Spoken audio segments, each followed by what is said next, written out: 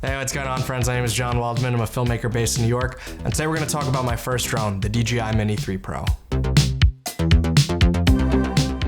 So it's 249 grams, and if you want to fly this drone as a hobbyist, you don't need a license for it, and that right off the bat was one of the reasons I was like, this would be a great starter drone. So you're getting 4K 60 footage up to 10-bit 422, 48 megapixel photographs. In terms of quality from a professional level, this checks all boxes. It's crazy considering the size and the quality you're getting. This is really kind of insane. It's so small, it literally fits in the palm of my hands. I recently went on a trip to Europe. I went to Berlin and Prague, and it was so easy just to throw this in my camera bag, boom, right in. It's like the size of a lens. I feel like I have not been so inspired from just shooting with a new camera. It's given me a whole new perspective. This is my first drone. I've always wanted to do those bird's eye view shots, really high up shots. Being able to pull it in and out of my backpack with like no issues at all. I love that, and it just makes the experience of using the drone so much fun. The flight life is really good. I feel like I get around, 25, 30 minutes of battery. Bring it back when maybe we're about, 75% done with the battery.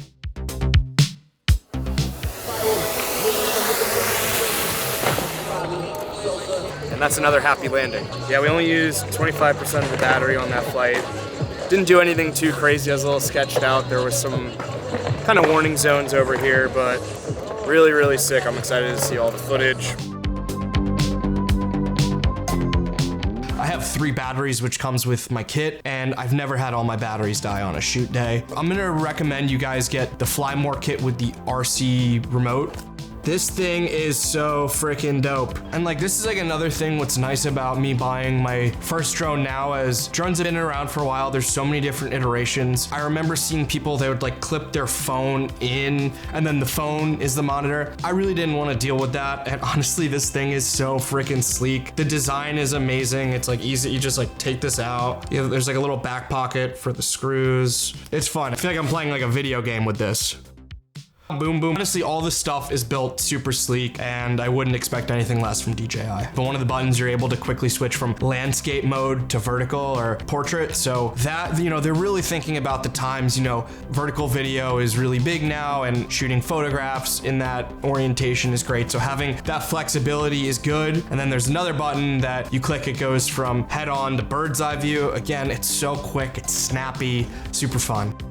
The color rendition, I'm genuinely really impressed with the color, the quality of the video. I am a cinematographer. I pixel peep, I look at my images, and I was a little concerned at first. I was like, man, how good is this gonna be? And I am genuinely blown away considering the price, the size. The images are damn good. So yeah, and just all that being said, I think it's an amazing value, and if you're looking at your first drone, I think this might be of interest. Now, right now, we're in the middle of September 2023. I have been seeing some rumors, and I think they might drop a new Mini 4 Pro or whatever. It looks like there might be side sensors on this one, which this doesn't have. We'll get to that later. But anyways, as of right now, all things considered, I think this is an amazing buy. And if you want a first drone, I couldn't recommend it more.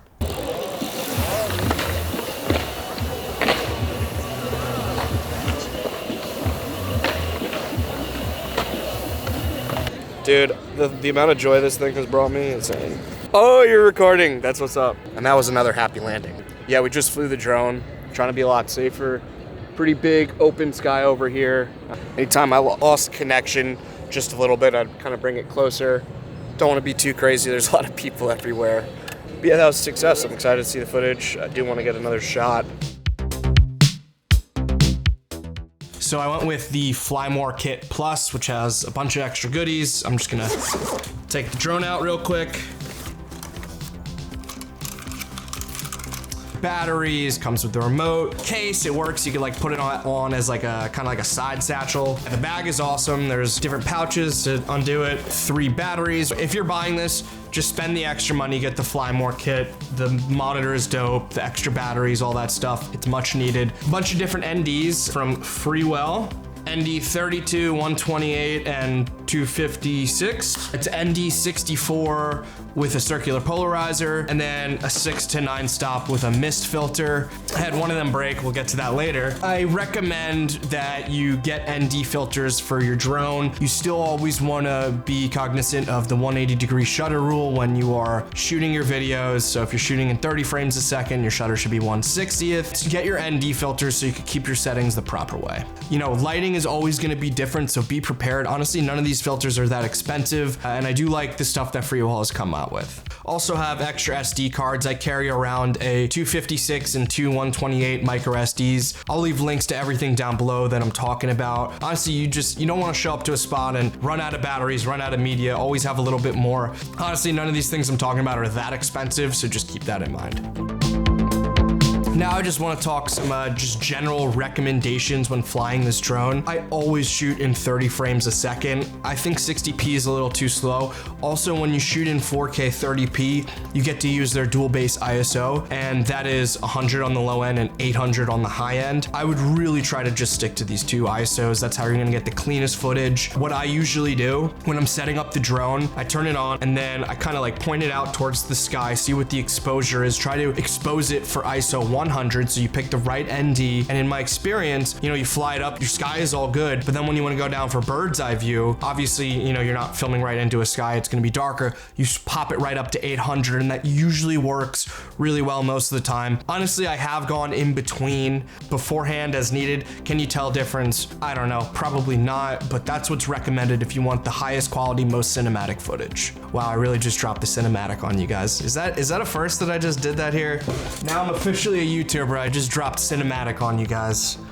I knew this day would come.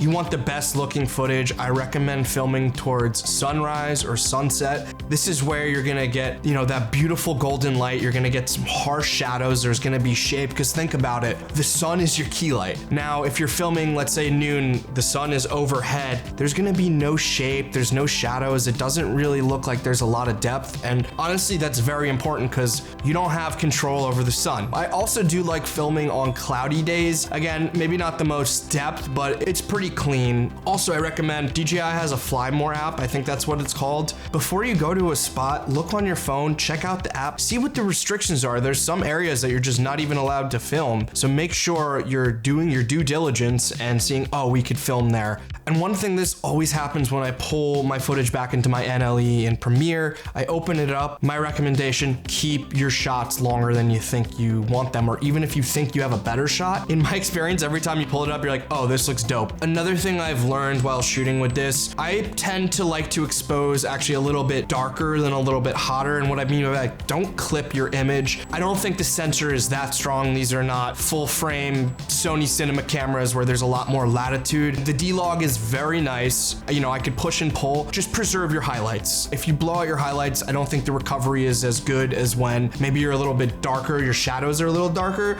I think you're able to resolve a little bit more. That's just in my experience. You guys tell me if you have a different experience with this. Buy the DJI insurance right away. A month into this, I crashed this. This is my second copy.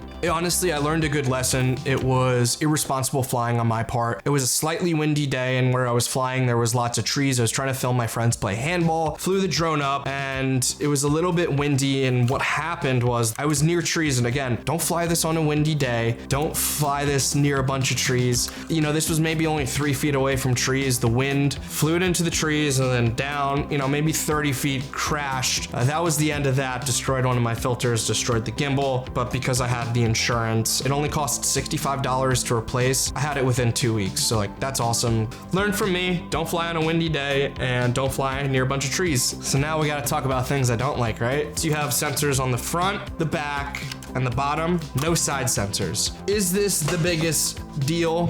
No, but you have to be careful.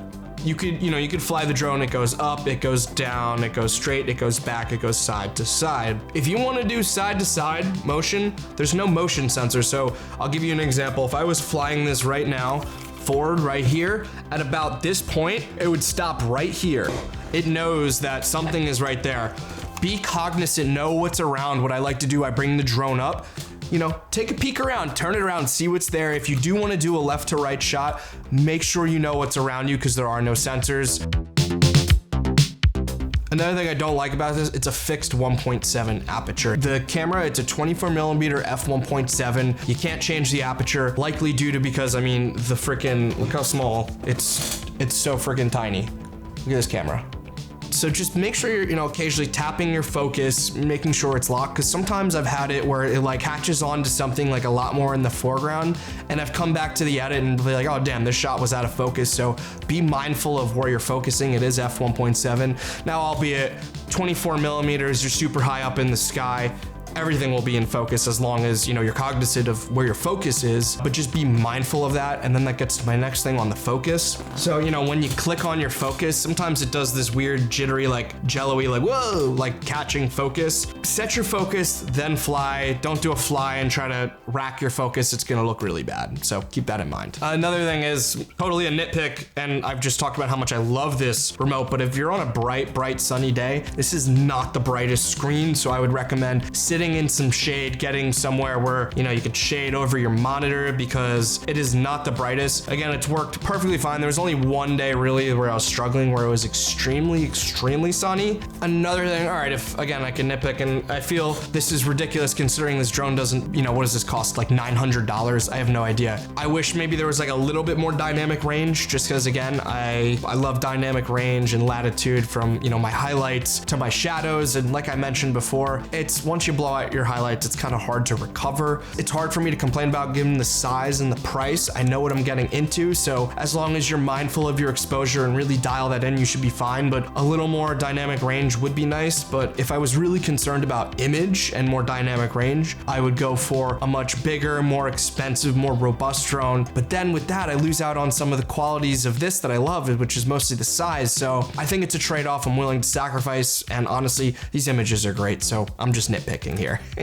Another, I guess, con, because it's so small, on a very windy day, you're gonna see a little bit of movement, I'll be honest. So that's something to consider if you are a drone pilot, a drone operator. This is what you're doing for a living. Right now, this is just for fun for me. I am not using it commercially. You need to be licensed to fly a drone commercially, and I am looking into getting that. Maybe I'll share my experiences of studying and taking the test, but that is not for today. Be mindful if you're trying to fly in crazy conditions, but honestly, for the most part, it's worked great for me.